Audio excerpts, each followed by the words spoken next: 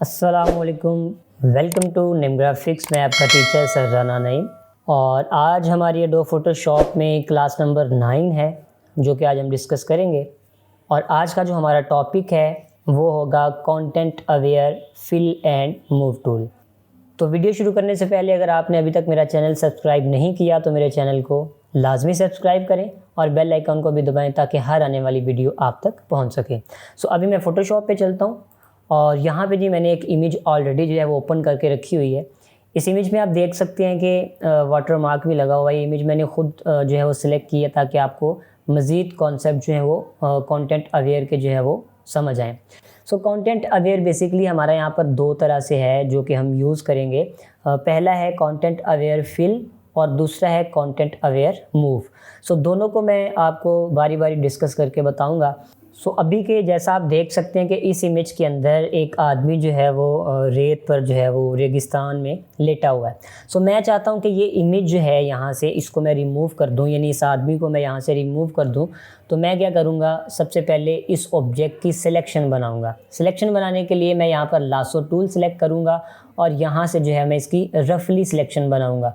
ज़रूरी नहीं है कि आप एज टू एज इसकी सिलेक्शन बनाएँ, आप यहाँ से इसकी लासो टूल की मदद से रफली सिलेक्शन बनाएंगे। सिंपल इसकी सिलेक्शन बनाने के बाद आप क्या करेंगे, यहाँ पे मेन्यू बार में जाएंगे और यहाँ पे एडिट के मेन्यू में हमारे पास ऑप्शन मौजूद है फिल की। याद रखिएगा आपका जो ऑब्जेक्ट है उसकी सिलेक्शन आपकी एक्टिव होनी चाहिए, फिर जाकर ये ऑप्शन जो है वो यहाँ पर शो होगी आपके पास। तो यहाँ से मैं फिल करता हूँ। कंटेंट्स के अंदर ये डिफरेंट ऑप्शंस मौजूद हैं जिनमें से एक ऑप्शन हमारे पास मौजूद है कंटेंट अवेयर की। सिंपल मैंने क्या करना है, यहाँ पर कंटेंट अवेयर को सिलेक्ट करना है और यहाँ से मैं ओके प्रेस कर दूँगा। सो अभी फ़ोटोशॉप क्या करेगा कि आसपास से सैम्पल एरियाज़ इमेज उठाकर उस एरिया के ऊपर एडजस्ट कर देगा। और यहाँ पर आप देखें मैं कंट्रोल डी कर रहा हूँ तो उसने हमारी जो सिलेक्शन का एरिया था, यानी कि जिस ऑब्जेक्ट को हम रिमूव करना चाहते थे, उसने वहाँ से उसको रिमूव कर दिया। अब यहाँ पर आप जैसा कि देख सकते हैं कि थोड़े से मज़ीद इश्यूज़ यहाँ पर हैं। तो सेम उसी तरीके से आप दोबारा से लासो टूल लें और ये जो वाटर मार्क का ये वाला एरिया रह गया इसको भी आप सिलेक्ट करें, एडिट के मेन्यू में जाएं, फिल पे क्लिक करें और कंटेंट अवेयर सेलेक्ट करने के बाद ओके कर दें।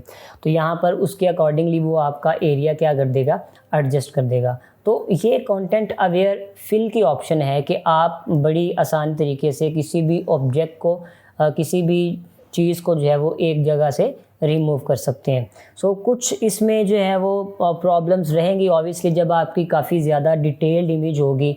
इसमें तो बैकग्राउंड सिंपल था, सेम कलर का था, तो उसने थोड़ा बहुत हमें एडजस्ट करके दे दिया। लेकिन अगर ज़्यादा डिटेल्ड इमेज होगी तो ऑब्वियसली कुछ हमें प्रॉब्लम्स का सामना करना पड़ेगा। अब ये वाला जो एरिया है इसको भी आप सेट कर सकते हैं। सिंपल आप क्या करेंगे, लासो टूल ही सिलेक्ट करें और इसको दोबारा से सिलेक्ट करें इस एरिया को रफली से, और एडिट में जाके फिल पे जाके आप कंटेंट अवेयर सेट करके ओके कर दें। तो उसके अकॉर्डिंगली वो हत्तुल मकान कोशिश करेगा कि उसको एडजस्ट कर दे। तो अब देखिए हमारी इमेज पहले से काफ़ी बेहतर हो चुकी है। तो ये हमारे पास ऑप्शन मौजूद है कंटेंट अवेयर फिल की, कि जिसकी मदद से आप अपने किसी भी ऑब्जेक्ट को या किसी इमेज को या किसी स्पेसिफिक चीज़ को एक जगह से जो है वो रिमूव कर सकते हैं। सो इसके साथ हमारे पास जो नेक्स्ट ऑप्शन मौजूद है उसको कहा जाता है कंटेंट अवेयर मूव टूल, जो कि टूल बार के अंदर हमारे पास मौजूद है। लास्ट लेक्चर्स में हमने spot healing, healing brush, patch tool discuss किए थे। अगर आपने वो वीडियो नहीं देखी तो आप वो वाली वीडियोस भी जाकर प्लेलिस्ट में मौजूद है, आप वहाँ से देख सकते हैं। तो यहाँ पर ये हमारे पास टूल मौजूद है जी, कंटेंट अवेयर मूव टूल। सो इस टूल को यूज़ करने के लिए मैंने यहाँ पर एक अलग से सेपरेट इमेज ओपन करके रखी हुई है। सो यहाँ पर हम इस इमेज पर जो है वो अभी वर्क करेंगे। तो यहाँ से मैं जी अपना टूल सेलेक्ट कर रहा हूँ, कंटेंट अवेयर मूव टूल। अभी फ़िल वक्त के लिए इसका यूज़ क्या है कि फ़र्ज़ करें मैं यहाँ से ये वाला जो घोड़ा है इसको मैं लासो टूल की मदद से इसकी सिलेक्शन बनाता हूँ यहाँ से, और मैं चाहता हूँ कि ये घोड़ा यहाँ से मूव होकर किसी और एरिया पे एडजस्ट कर दे। तो मैं यहाँ से इसको मूव कर रहा हूँ और फ़र्ज़ करें मैं इसको यहाँ पर ला के रखूँगा, ओके करूँगा या एंटर प्रेस करूँगा तो accordingly content aware move tool की मदद से मेरा वो ऑब्जेक्ट जो है वो उस जगह से मूव होकर नेक्स्ट डेस्टिनेशन जहाँ पर भी मैंने उसको बताई होगी वो वहाँ पर उसको ले जाएगा।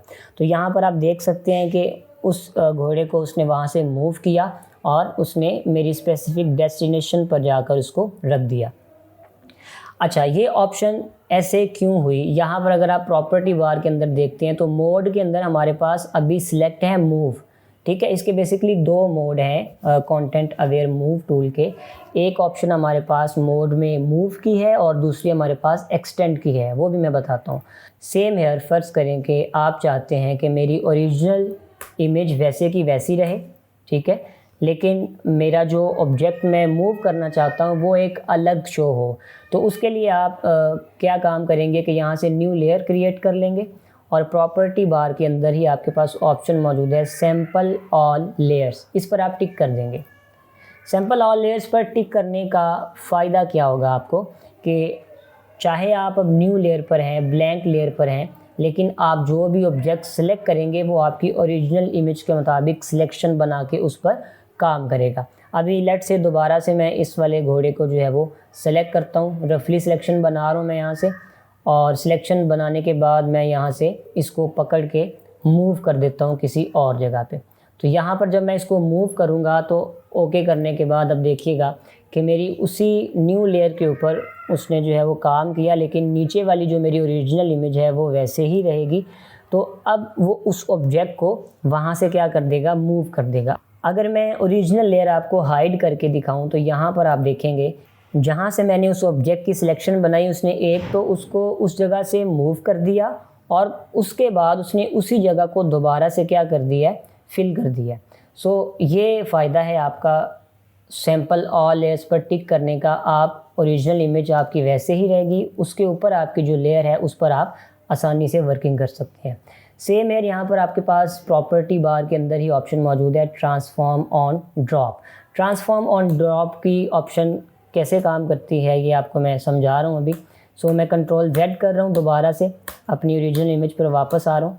सो यहाँ पर देखें जी, ऑब्वियसली जब हम किसी ऑब्जेक्ट को चाहते हैं कि दूर मूव करें, फ़र्ज़ करें कि ये वाला जो मेरा घोड़ा है मैं चाहता हूँ कि इसको यहाँ पर इस कॉर्नर पे जो है वो मूव कर दूं, तो ऑब्वियसली जब हम दूर का व्यू देखेंगे तो दूर जाने के बाद वो इमेज ऑब्वियसली हमें छोटी करनी पड़ेगी या छोटी नज़र आएगी।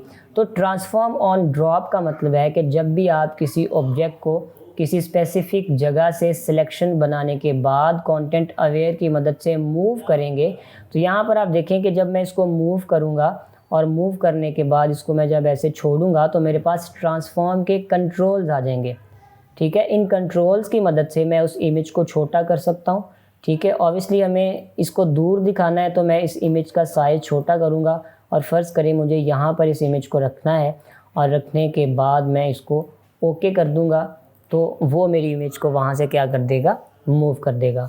तो ट्रांसफॉर्म ऑन ड्रॉप का ये फ़ायदा है। जब आप इसको अनटिक रखेंगे तो फिर आपके पास ट्रांसफॉर्म की ऑप्शन जो है वो नहीं आएगी, फिर जो साइज़ आपका होगा वही आपका जो है वहाँ पर मूव होगा। होप सो आपको सैम्पल ऑल लेयर्स और ट्रांसफॉर्म ऑन ड्रॉप का कॉन्सेप्ट जो है वो इस टूल में समझ आ चुका होगा। तो ये तो हमने ऑप्शन डिस्कस की मूव के हवाले से।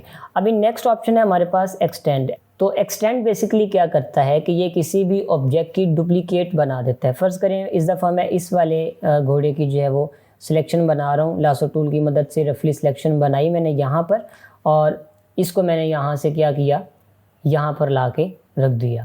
तो अब जब मैं इसको ओके करूँगा तो सेम उसी इमेज की उसने क्या कर दी, डुप्लीकेट कर दी, यानी उसको एक्सटेंड कर दिया। उसको उसने मूव करने के बाद वहाँ पर एक डुप्लीकेट कॉपी बना दी।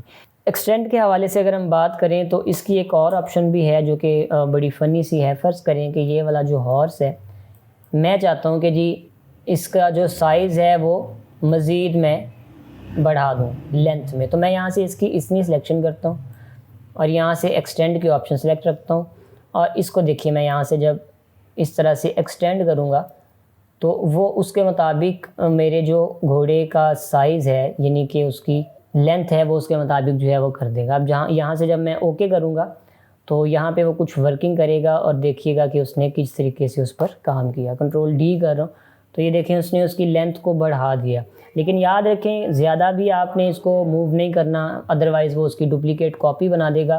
दोबारा से मैं चाहता हूँ कि बैक साइड को भी थोड़ा सा मैं यहाँ से बढ़ाऊँ एक्सटेंड करूं तो मैं यहाँ से सिलेक्शन बनाने के बाद इसको थोड़ा सा बैक साइड पे मूव करूँगा और मूव करने के बाद ओके कर दूँगा। कंट्रोल डी से सिलेक्शन ख़त्म करूँगा और ये वर्किंग करेगा और उस इमेज को जो है वो देखें उसने लेंथ में बढ़ा दिया। सो इस तरीके से आप कंटेंट अवेयर के दोनों मोड जो है वो यूज़ कर सकते हैं। एक्सटेंड वाली ऑप्शन भी यूज़ कर सकते हैं, आप मूव वाली ऑप्शन भी यूज़ कर सकते हैं। तो होप सो आज की वीडियो आपके लिए काफ़ी इन्फॉर्मेटिव होगी और जो भी मैंने ये वीडियो में बताया आपको अच्छे तरीके से समझ आया होगा। इसी तरह की मज़ीद वीडियोस और इन्फॉर्मेटिव कंटेंट जानने के लिए नईम ग्राफिक्स को लाजमी सब्सक्राइब करें। नेक्स्ट वीडियो में मिलते हैं, दुआओं में याद रखें। अस्सलामु अलैकुम वरहमतुल्लाहि वबरकातुहू।